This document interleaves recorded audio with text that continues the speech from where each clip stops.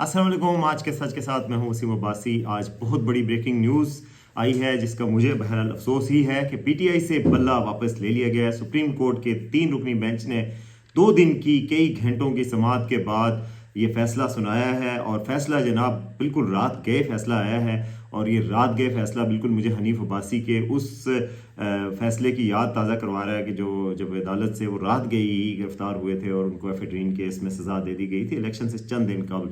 अभी भी इलेक्शन में सिर्फ 26 दिन बल्कि उससे भी कम रह गए और बल्ला पीटीआई से वापस ले लिया गया है। और मैं आज आपको बताऊंगा कि पीटीआई के पास अब क्या ऑप्शंस हैं और इलेक्शन की क्रेडिबिलिटी, क्या दुनिया इस इलेक्शन को तस्लीम करेगी और क्या क्या नुकसानात हो सकते हैं।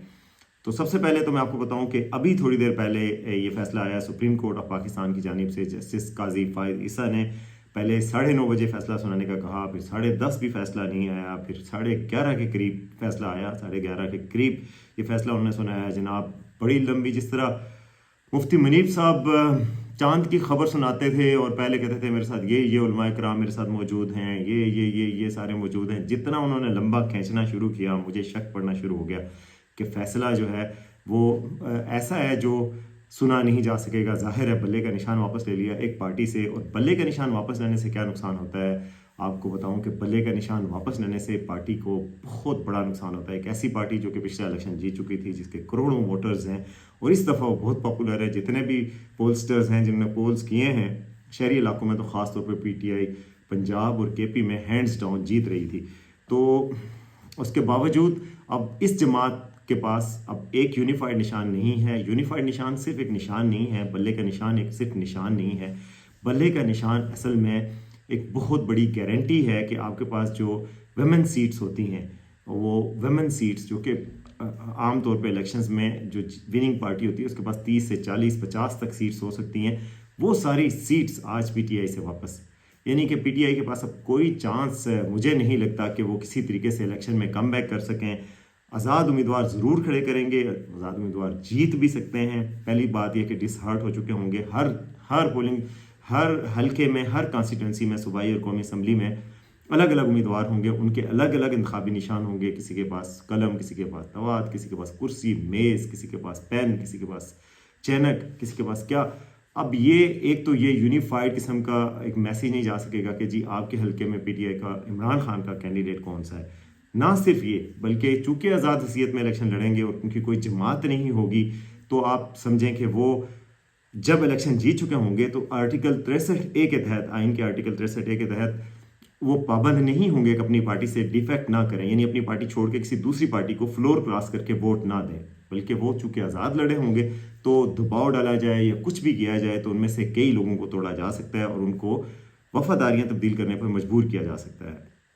अनलेस के इमरान खान साहब जनाब 150-200 के करीब सीट्स खुद जीते, बल्कि जो 172 से ज़ायद सीट्स चाहिए होती हैं कौमी असम्बली में अक्सरियत बनाने की, उनकी पार्टी 200, 172, 180 आज़ाद उम्मीदवार जीते और वो सब के सब ये फैसला करें कि हमने सिर्फ अपनी पीटीआई के उम्मीदवार को जितवाना है। अगर ऐसा हो जाए तो फिर प्राइम मिनिस्टर वो बना सकते हैं बगैर पार्टी के भी। लेकिन बगैर पार्टी के ऑलमोस्ट आज पीटीआई को इलेक्शन के लिए बैन कर दिया गया इफेक्टिवली। मैं आपको बताऊं, एक तो ये नहीं हो सकेगा, दूसरा देखें सब पार्टीज को सीटें लेने पे बोनस मिलता है। उस बोनस को कहते हैं रिजर्व सीट्स खवातीन की।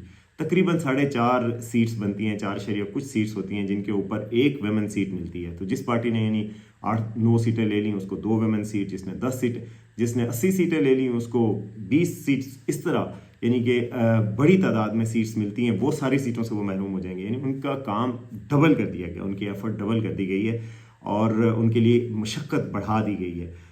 तो मैं आपको बता रहा था कि उनके पास ऑप्शंस क्या क्या हो सकते हैं। सबसे पहले तो प्लान बी था, जो कि आज मैंने खुद ही आपको बताया था कि प्लान बी उन्होंने बनाया था।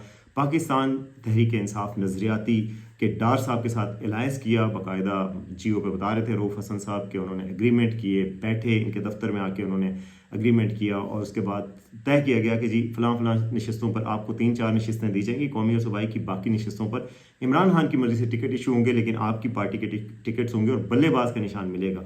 इस बात पर बहुत बड़ी पेशरफ थी, बहुत आउटस्मार्ट किया था पीटीआई ने। लेकिन पावर के सामने जो सियासी चालें हैं कई दफ़ा नहीं कामयाब होती, क्योंकि सियासतदानों के पास पावर तो उस तरह की नहीं होती।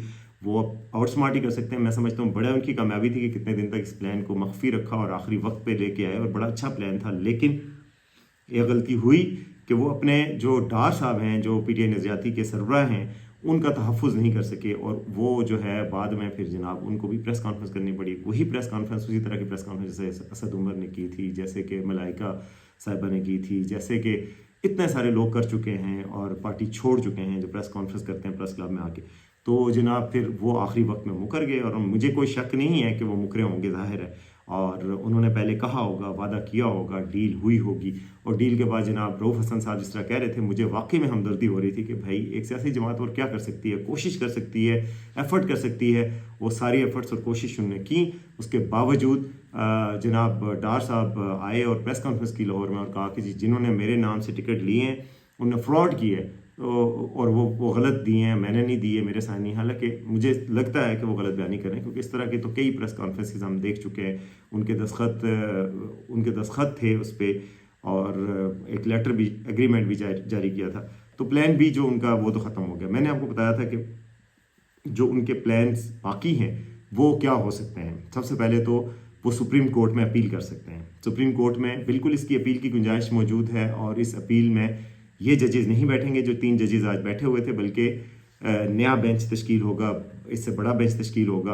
अब उस बेंच में ये फैसला होगा, लेकिन उसमें एक मसला ये है कि वो बेंच जब बैठेगा और फैसला करेगा तो शायद इलेक्शन हो चुका हो। अब इलेक्शन में कितने दिन रह गए हैं? 13 तारीख है, कल 14 होगी, उसके बाद 8 फरवरी को इलेक्शन होने हैं। तो अब जाहिर है वो क्या, जब फैसला आएगा तो वो एक एकेडमिक डिबेट ही रह जाएगी, उसका कोई इफेक्टिव ऑपरेशनल फ़ायदा नहीं होगा। क्योंकि आज रात 12 बजे तक इलेक्शन कमीशन ने पार्टी टिकट्स अलाट कर देने, या सिंबल जो भी इलेक्शन के हैं किसी के अलाट कर देने। तो पीटीआई के जितने भी उम्मीदवार हैं उनको पार्टी का नहीं टिकट आएगा, बाकी टिकट्स आ जाएंगे। मतलब पार्टी का सिंबल नहीं मिलेगा, कोई और सिंबल आ जाएंगे। अभी कुछ हल्कों से सिंबल आ भी चुके हैं, तो लोगों को अलग अलग सिंबल्स दे दिए जाएंगे, और ये जो है वो अपने अपने तौर पे लड़ना शुरू कर देंगे। तो सुप्रीम कोर्ट में जो ऑप्शन उनका एक ये है कि वो सुप्रीम कोर्ट के ऊपर रिलाय करें और सुप्रीम कोर्ट में रिवीजन जारी करें। और ये बैरिस्टर गौहर की अभी थोड़ी देर पहले फैसले के फ़ौरन बाद गुफ्तगू हुई मीडिया से, तो उन्होंने कहा कि जी वो मायूस इतना नज़र नहीं आया। उन्होंने कहा जी हम मुकाबला करेंगे, हम सुप्रीम कोर्ट जाएंगे और सुप्रीम कोर्ट से दोबारा वो करेंगे। उन्होंने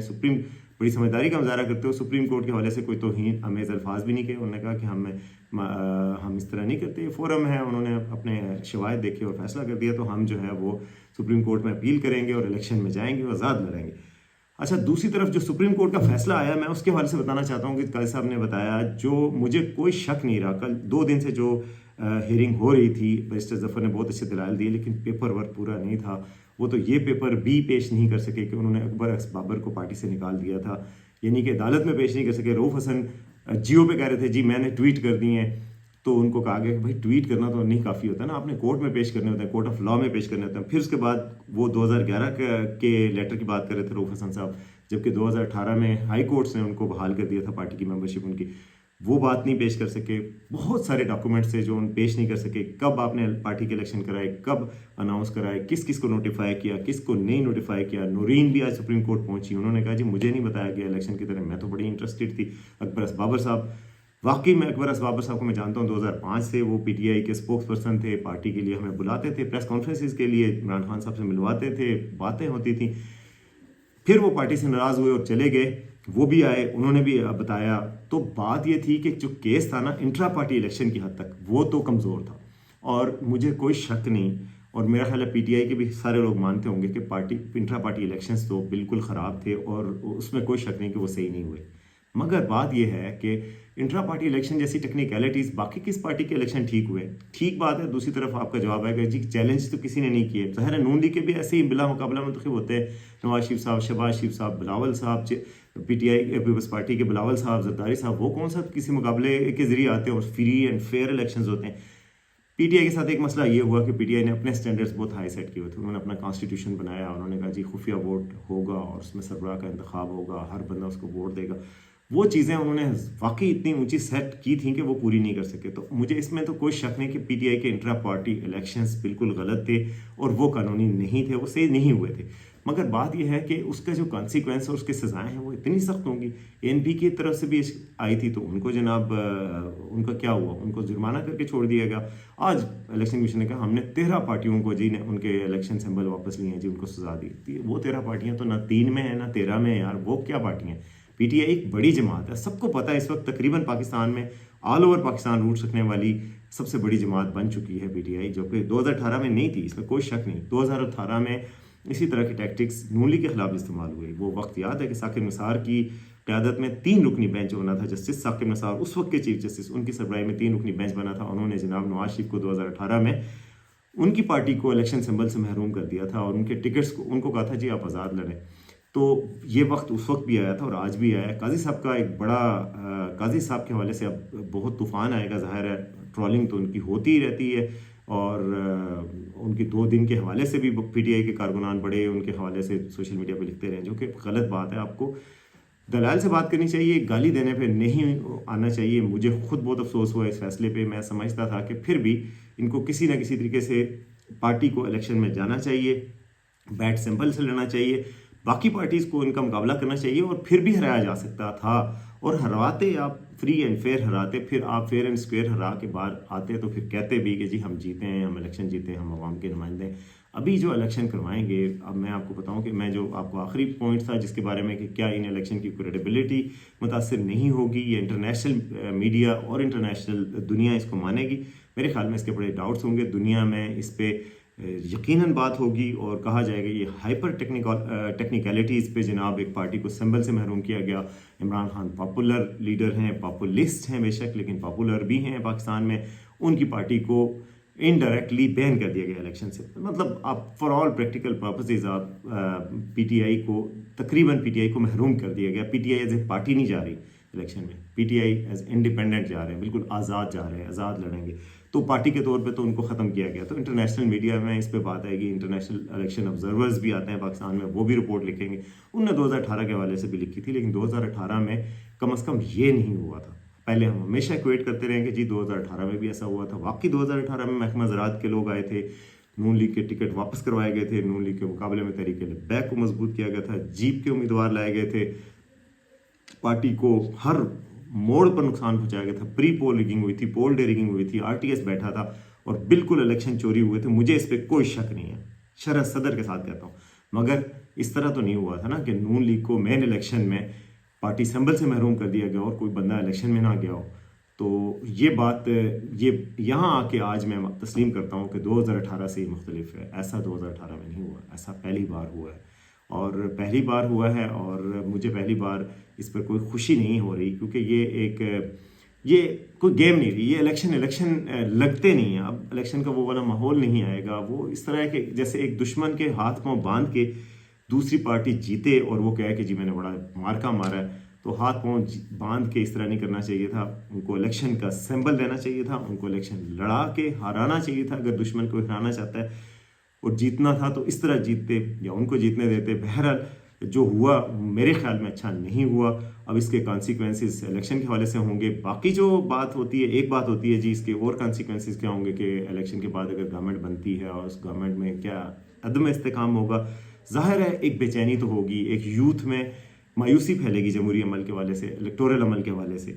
लेकिन जो बात कर रहे हैं इकोनॉमिक और बाकी स्टेबिलिटी की, मैं नहीं समझता कि बहुत बड़ा कोई क्यास बाद में पैदा हो सकता है। कि अभी भी देखें ना आप, इतनी सारी चीज़ें हुई थी, रेड लाइन क्रॉस हुई थी, इमरान खान साहब जेल में भी थे, और भी कई चीज़ें थी, लेकिन उसके बावजूद रिलेटिव काम तो है। इकोनॉमी भी थोड़ी सी बेहतर हुई, डॉलर भी नीचे आया, IMF का कर्जा भी मिल गया। तो बाद में भी ये हो सकता है कि दबा दबू के जिस तरह के 2018 में इमरान खान साहब आ गए थे, उसके बाद से हालात ठीक ही, मतलब कोई ऐसी अनरेस्ट तो नहीं पैदा हुआ था। तो अनरेस्ट की मैं नहीं कहता, लेकिन यह है कि कम से कम बेचैनी जो लोगों के दिलों में होती है और जो लोगों के दिलों में मायूसी होती है वो तो रहेगी और होती है। और लोगों के दिलों में ये रहेगा कि फ्री एंड फेयर और फेयर एंड स्क्वेयर नहीं जीते हमारे मुखालिफ। PTI के हामियों को ये ज़रूर लगेगा और ये जायज़ लगेगा।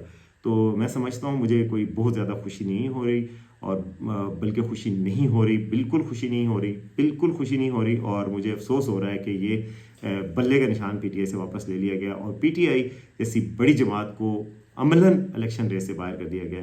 अब देखते हैं कि रिव्यू में क्या करते हैं, उनका रद्द-ए-अमल क्या होता है, लोगों का क्या रिएक्शन होता है, वोटिंग पैटर्न क्या होता है, पीटीआई के जो आज़ाद उम्मीदवार हैं उनके लिए लोग कितनी बड़ी तादाद में पोलिंग स्टेशंस पे जाएंगे और वोट देंगे। बहरहाल एक बड़ा आज सेटबैक हुआ है इलेक्शन के हवाले से, फरवरी 2024 के इलेक्शंस के। अब देखते हैं कि इलेक्शंस में आगे क्या होता है और अगले दिन आने वाले दिनों में मज़ीद क्या पेशरफ्त होती है। देखते रहिए आज का सच।